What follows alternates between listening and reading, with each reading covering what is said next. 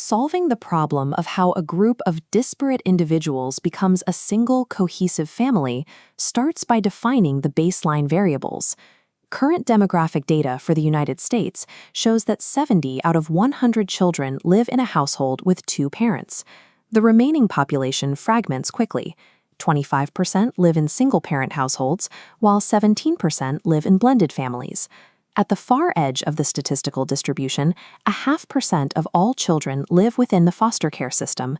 This domestic fragmentation mirrors the demographic makeup of the early Christian church. Constructing a household remains complex because every participant enters the equation with a different baseline experience of family. The first-century Roman Church functioned as a fractured demographic. One group consisted of Jewish believers who held a strict claim as the legal inheritors of God's promise to Abraham. They guarded this historic identity.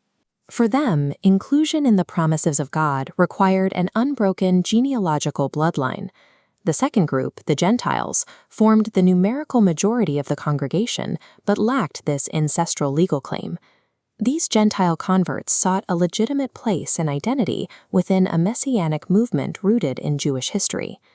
In Romans 8, the Apostle Paul employs a rigorous linguistic and legal proof to resolve this cultural fracture. He uses a multi-step derivation to construct a unified community out of these incompatible parts. Paul establishes the foundational requirement in Romans 8:14. Identity is contingent on being led by the Spirit of God. The passive construction of being led implies yielding to an external force rather than relying on self-directed effort. This abstract guidance functions as an equation. Using a framework from John Wesley, we can define being led through two variables: holy tempers and holy actions. Holy tempers represent internal, dispositional states, qualities like love, joy, and humility. Holy actions are the outward execution of those states: obedience, compassion, and the active pursuit of justice. Both slaves and children perform outward obedience, but their motivations differ. One obeys out of fear, while the other obeys out of love. Genuine spiritual kinship requires love to be the sole operational variable for obedience. This internal shift doesn't solve the structural barrier. Gentiles cannot biologically inherit the promises of Abraham. Furthermore, the concept of adoption does not exist in the Hebrew language or Jewish law. Because Jewish law focused on protecting bloodlines, there was no legal precedent for integrating an absolute outsider into an inheritance. By contrast, the Roman world relied heavily on the legal right of adoption to secure family heirs for its many orphans. Paul imports this Roman civil law into his theology, assigning the legal status of sons to the Gentiles. In this context, adoption serves as a specific legal mechanism engineered to grant Gentiles first-class heir status.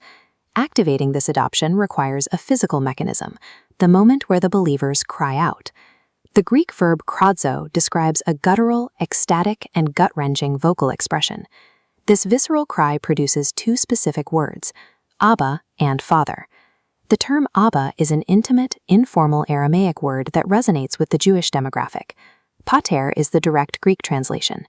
Used together, these terms balance the equation to cover both cultural groups in the same breath. This physical exclamation validates two cultural histories simultaneously, creating a shared identity without alienating either group. Paul repeats the concept of sons through verse 15 to secure the legal rights of his readers. However, in verse 17, he abandons his established terminology for a deliberate lexical pivot. He introduces a new Greek word, tekna. This term replaces the rigid legal structure with the implication of organic, indivisible kinship. Having used Roman law to force the Gentiles into the equation, Paul discards the legal framework to forge a singular family.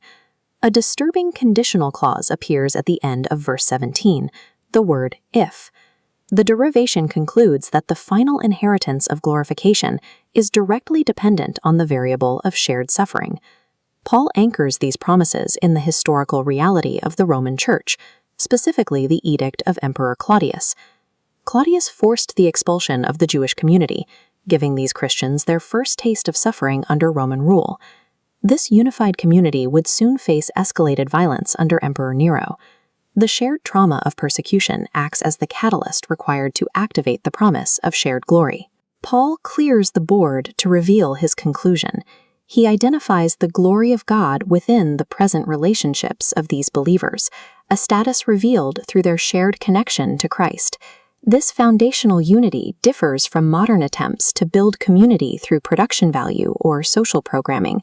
A vital, sticky community is derived from this relational calculus, a shared identity forged through mutual endurance.